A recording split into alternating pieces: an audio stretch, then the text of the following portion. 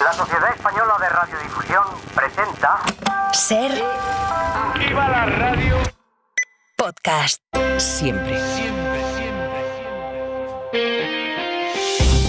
Las 7 de Hoy por Hoy. Ser Podcast. El gobierno español pide al gobierno de Argentina que se disculpe. España también exige al señor Milei disculpas públicas. En caso de no producirse esas disculpas, tomaremos todas las medidas que creemos oportunas para defender nuestra soberanía y nuestra dignidad. Todas las medidas, dijo Álvarez. Ha dicho esta madrugada el portavoz presidencial de Argentina que es el gobierno de España el que tiene que disculparse. El presidente Milei no es que no va a pedir disculpas, no tiene por qué pedir disculpas. De hecho, seríamos muy gustosos que efectivamente el gobierno español le pida disculpas al presidente por todo el maltrato, el destrato y los insultos que ha recibido en los últimos al menos 15 días. No parece pues que la crisis diplomática esté precisamente en vías de cerrarse. En hora y media se lo preguntamos aquí en Hoy por Hoy al ministro de Exteriores. Hoy por Hoy Noticias. Ser Podcast. Hola, buenos días. España y Argentina entran, por tanto, de lleno en una crisis diplomática que no tiene precedentes entre ambos países después de los insultos del presidente argentino, Javier Milei, contra la mujer del presidente del gobierno español, Pedro Sánchez, a la que acusó de corrupta. Insultos que lanzó el mandatario en un acto de Vox en Madrid. Y qué calaña de gente atornillada al poder y qué niveles de abuso puede llegar a generar. Digo, aún cuando tenga la mujer corrupta, se ensucia y se tome 5 días para pensarlo. El ministro de Exteriores, Álvarez, anunció ayer por la tarde esa llamada a consultas a la embajadora española en Buenos Aires de forma indefinida, lo que en la práctica significa retirar al representante diplomático en ese país. Es un gesto que está reservado para casos de gravedad y que hasta ahora el gobierno de Sánchez no había activado con ningún otro país, ni con Marruecos, ni con Argelia, ni siquiera con Israel. Álvarez habla de un ataque frontal a nuestra democracia y a nuestras instituciones. Las gravísimas palabras pronunciadas hoy por Javier Milei en Madrid sobrepasan cualquier tipo de diferencia política e ideológica. No tienen precedentes en la historia de las relaciones internacionales y aún menos en la historia de las relaciones entre dos países y dos pueblos unidos por fuertes lazos de hermandad. Ángel Villascusa, buenos días. Buenos días, Sastre. Además del anuncio del regreso de la embajadora a España, el Gobierno ha empezado a coordinar la respuesta con la diplomacia europea a través del alto representante de la Unión, Josep Borrell,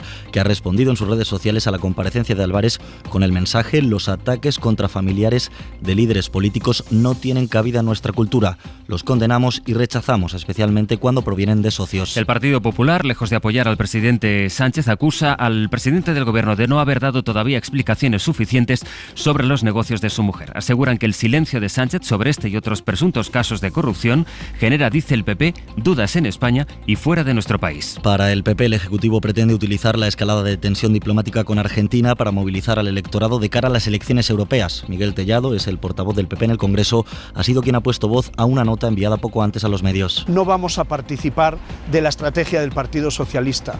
No vamos a participar de la hipérbole discursiva que pretenden provocar unos y otros. En cualquier caso, nuestra labor es hacer oposición al presidente del Gobierno de España y no al presidente de Argentina. La vicepresidenta del Gobierno y líder de Sumar, Yolanda Díaz, asegura que el Gobierno de coalición va a garantizar lo que más odian los poderes de la ultraderecha, la justicia social y evitar lo que más desean, no pagar impuestos. Esto decía Díaz en su cuenta de Twitter con una fotografía de empresarios madrileños que estuvieron con el presidente argentino, entre ellos el presidente de la COE, Antonio Garamendi, una foto sin una mujer siquiera.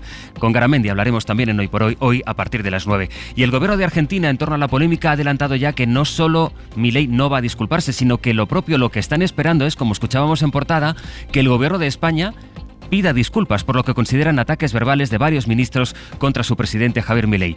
Vamos en directo a Buenos Aires. Berta Reventós, buenos días. Buenos días. El gobierno argentino cree que es Pedro Sánchez quien todavía debe una disculpa a Javier Milei por agresiones como la del ministro Óscar Puente, que acusó al presidente argentino de ingerir sustancias. El portavoz Manuel Adorni ha defendido que las de Milei son unas declaraciones de tipo personal que no deben influir en diplomacia. El 3 de mayo el presidente lo trató el gobierno español de gente muy mala y de consumir sustancias. Este fue el ministro de Transportes del gobierno español. El 16 de mayo, la ministra de Ciencia, Innovación y Universidades del gobierno español dijo que somos unos negacionistas, por supuesto acusando al presidente de la Nación de negacionista. El 17 de mayo, la vicepresidenta y ministra de Trabajo, Yolanda Díaz, trató a Milei de odiadores y de autoritarios. La crisis diplomática se vive con preocupación en Argentina. Los medios de comunicación hablan de máxima tensión con España. La oposición acusa a Milei de aislar a Argentina del resto del mundo y el expresidente Alberto Fernández se ha disculpado ante Pedro Sánchez y su esposa. Y la última hora nos lleva en este momento a Irán, donde se ha confirmado la muerte del presidente del país, Ibrahim Raisi, después de encontrar el helicóptero en el que viajaba junto al ministro de Exteriores, que desapareció ayer por la tarde. Bayo, buenos días. Buenos días, sí, los peores presagios se han cumplido. Hace apenas una hora la televisión iraní confirmaba el martirio de Ibrahim Raisi, de todos los ocupantes que viajaban a bordo del helicóptero siniestrado ayer, incluido su ministro de Exteriores. La muerte del presidente iraní llega en un momento especialmente complejo para el régimen, inmerso en un enfrentamiento cada vez más directo con Israel y sumido en un debate sucesorio ante el envejecimiento del líder supremo. Raisi, un clérigo de mano férrea, se posicionaba como un firme candidato para suceder al ayatolá Ali Jamenei, cuyo hijo se sitúa ahora entre los favoritos para ejercer el poder máximo en Irán. Es lunes, es 20 de mayo. Todo esto en la semana en la que empezará la campaña de las elecciones europeas, la medianoche del jueves al viernes. Hoy publicamos en la SER y en El País el sondeo de 40DB para esas elecciones, que ganaría el PP con un margen de 3 puntos sobre el PSOE. Según ese sondeo que publicamos hoy, los populares serían con el 33% de los votos frente al 30%. La ultraderecha es la que más crece. Vox pasaría de 3 a 8 escaños. Eso en cuanto a las elecciones europeas, pero ese sondeo recoge también lo que ocurría en unas elecciones generales, intención de voto, en las que se apunta ahí en esa encuesta, Ángel, que a los socialistas les estaría funcionando su estrategia después de las elecciones catalanas. Porque subiría en caso de que se celebrasen hoy esas elecciones generales. Según este sondeo, el PP seguiría y ganaría con 4 puntos por delante de los socialistas, pero estos recortan un punto en apenas un mes. Sumar sigue perdiendo intención de voto, baja un punto en un mes, y Vox no solo crecería en Europa, también lo haría aquí en caso de que se produjeran ahora unas elecciones generales. David Junquera. La reflexión de Sánchez y los resultados de las catalanas le sientan bien demoscópicamente al Partido Socialista. En este contexto, el PP sigue liderando el barómetro, pero cae un punto en un mes, casi lo mismo que suben los socialistas, que a pesar de ello siguen a 3,6 puntos de los de Feijóo. Los vasos comunicantes que unen a formaciones de derecha e izquierda se dejan notar. Vox experimenta un rebote de 2,1 puntos, alcanzando el 13,4% de apoyos. Mejoraría los resultados de las elecciones del pasado verano. Sumar es la cruz de la moneda, baja un punto, se queda en 7,2, 5 menos que los comicios de julio, cuando todavía integraba Podemos. Los morados se apuntarían un 2,6% de las papeletas válidas, un resultado que les acercaría a quedar fuera del Parlamento. En Cataluña, hace una semana les contábamos los resultados de las elecciones allí. Desde entonces siguen moviéndose las piezas, sobre todo en Esquerra, que sigue sin despejar la incógnita de qué hará ante una investidura de Salvador Illa. Esquerra dejará a sus bases la decisión final. Susana Ruiz, buen día. Buen día, sí, así lo decidió el viernes la dirección del partido, mientras este fin de semana el vencedor de las elecciones, el socialista Salvador Illa, ha vuelto a pedir a Carles Puigdemont que no ponga trabas a su investidura, la de Illa. A algunas formaciones políticas les cuesta más admitir la realidad de lo expresado por los catalanes en las urnas el 12 de mayo, y esto lo respeto, no quiero... Y tienen que, en base a esto, tomar sus decisiones. Son declaraciones a La Vanguardia. El PSC priorizará la negociación con Esquerra y los comunes. Estos últimos dicen que van a ir sin líneas rojas, pero... Nosaltres, a priori, no estem disposats a renunciar a qüestions que són essencials per nosaltres, com el tema del Hard Rock. Es Jaume Asens, el candidato de los comunes a las europeas, sobre ese macro casino que ellos no quieren ver ni en pintura y que fue el escollo que desencadenó la cita electoral del pasado domingo al impedir un acuerdo con el Govern sobre presupuestos. Son y 9. Hoy declara ante el juez Alberto González Amador, la pareja de la presidenta de Madrid, Isabel Díaz Ayuso, después de haber reconocido un fraude fiscal, lo reconoció por escrito su abogado, de más de 350.000 euros. El Supremo rechazó una querella por revelación de secretos en una situación idéntica a la que ha acabado por denunciar el novio de Díaz Ayuso. La Sala de lo Penal, en un auto que firmó Manuel Marchena y por Antonio del Moral, desestimó en 2014 una querella interpuesta por un militar contra el entonces ministro de Defensa, Pedro Morenés, que había publicado una nota de prensa en la que revelaba datos personales del afectado para desacreditarle. Ven que se parece mucho a esa denuncia que ha admitido a trámite el TSJ y que en su día, siendo de iguales características, Manuel Marchena desestimó. Miguel Ángel Campos. El Supremo rechazó de plano una querella por revelación de secretos en una situación idéntica a la del novio de Ayuso. La Sala de lo Penal, en un auto firmado por Manuel Marchena y por Antonio del Moral, desestimó en 2014 una querella interpuesta por un militar contra el entonces ministro de Defensa del PP, Pedro Morenés, quien había publicado una nota de prensa en la que revelaba datos personales del afectado para desacreditarle. El Supremo concluyó que los datos ya habían sido revelados por el denunciante, por lo que ningún secreto se desvelaba con la nota de prensa.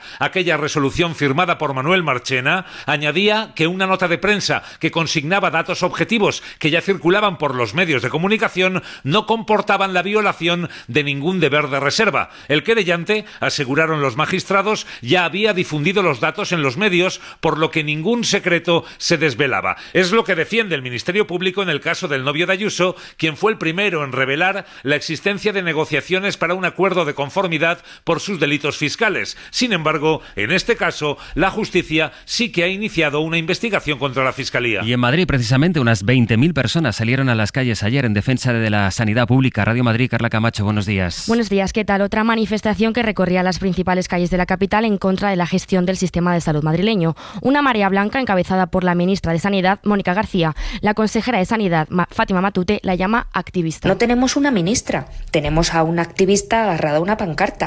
Pensar, gestionar para todos y trabajar para mejorar el Sistema Nacional de Salud no son su fuerte. Pero además, el colmo de los colmos es que una ministra de Sanidad de España se manifieste contra la sanidad madrileña, que es la que tiene los mejores datos de España. La movilización de los vecinos de pueblos y barrios de la comunidad, dicen, seguirá reclamando una sanidad pública de calidad.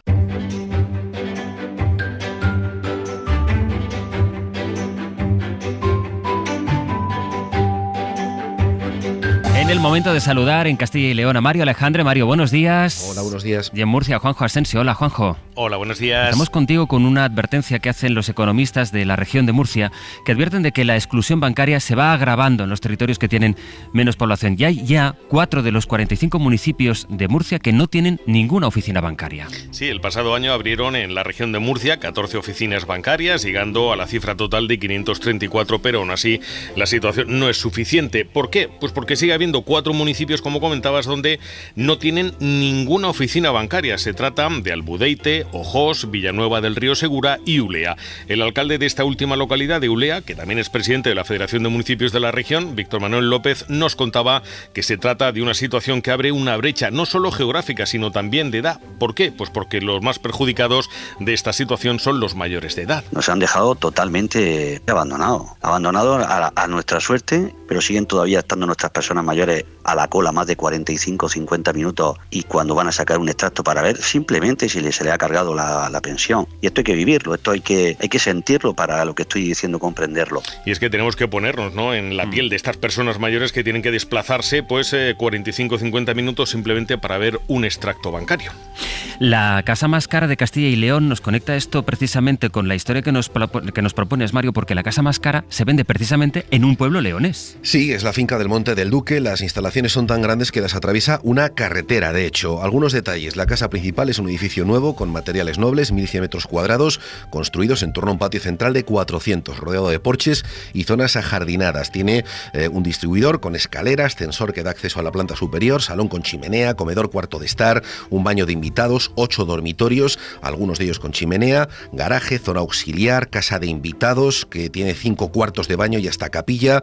Hay también un espacio para las personas que trabajen en esta enorme finca, 822 hectáreas, con además un bosque en el que hay especies como el roble, la encina o el quejigo. Si tienes ganas de ir saliendo ahora mismo hacia el catastro para preparar el papeleo, antes vas a tener que poner sobre la mesa 10 millones de euros, que es lo que cuesta esta finca. Pero ojo, que el precio de salida era de 12, o sea que ha bajado un poquito. Sí, bueno, pues nada, es hasta de agradecer. Oye, Mario, precisamente un peculiar pincho presentado en un concurso gastronómico que está dando mucho que hablar en otro pueblo, en este caso de Valladolid. Sí, en Aldea-Mayor de San Martín, que es una localidad que está a unos 15 kilómetros de la ciudad. Bueno, allí han celebrado una semana de fiestas en la que no puede faltar el omnipresente concurso de pinchos. Y a un hostelero se le ha ocurrido, por lo que fuera, que sería buena idea presentar una propuesta distinta. Esa propuesta es un trampantojo, que es uno de sus platos que parece una cosa y es otra. Y esto es especialmente importante en este caso. Hablamos de un saquito de pollo a la Coca-Cola, aderezado de salsa de bacon, que se presenta acompañado de un canutillo relleno de mermelada y 2 líneas de azúcar glass. Quedaros con esto: un saquito, un canuto y dile 2 líneas, dile 2 rayas de azúcar glass. Lo ha llamado un pollo de Coca-Cola. Este joven hostelero, que es el dueño del bar de la piscina municipal, les ha contado a los compañeros del norte de Castilla que con este día buscaba impactar y provocar, y parece que lo ha conseguido, y que antes de presentar el pincho al concurso preguntó a su entorno, incluida a su familia. Dice que hubo reacciones de todo tipo, gente que se rió, y su madre, por ejemplo, que le dijo que no podía hacer algo de este tipo. La moraleja puede ser que a una madre siempre hay que hacerle caso. En fin, Mario, Juanjo, gracias, buen lunes. Un abrazo igualmente. La recomendación cultural de esta hora nos va a llevar hoy a Barcelona, una exposición sobre los barrios residenciales estadounidenses que se llama Suburbia y que puede verse desde hoy en el Centre de Cultura Contemporánea de la capital catalana. Pepa Blanes. Si siempre han querido vivir en una casa con jardín como las de las sitcom americanas, esta es la exposición que no se pueden perder. Se titula Suburbia y la tienen en el CCCB de Barcelona. En ella se juntan varias materias: arquitectura, sociología, política, cine, pintura y fotografía. Al final el mensaje es: cómprate una casa, ¿no? Funda una familia, vete a vivir a un sitio tranquilo, el mejor sitio para vivir con los hijos, ¿no? Césped, niños, piscina, ¿no? Philip Engel es su comisario. Nos ha guiado por esta exposición que muestra el modo de vida americano, el de la casa con jardín, el coche y la familia perfecta, y cómo fue algo ligado a la expansión política y económica del país. Es como la cultura se convierte en el vehículo de un estilo de vida que ha conquistado el mundo, porque claro, todos estamos subyugados por la cultura americana. A todos nos encantan las series, el cine americano, y sin embargo la huella que deja en la tierra este estilo de vida. La exposición es una crítica al sueño americano y también una delicia. Hay coches de la época, hay fragmentos de películas que todos hemos disfrutado, hay fotografías que nos llevan por el presente y el pasado de un país que nos fascina y nos aterroriza a partes iguales. Y hay una reflexión actual sobre el urbanismo y la vivienda en este mismo momento. Para no perderte ningún episodio, síguenos en la aplicación o la web de la SER, Podium Podcast o tu plataforma de audio favorita.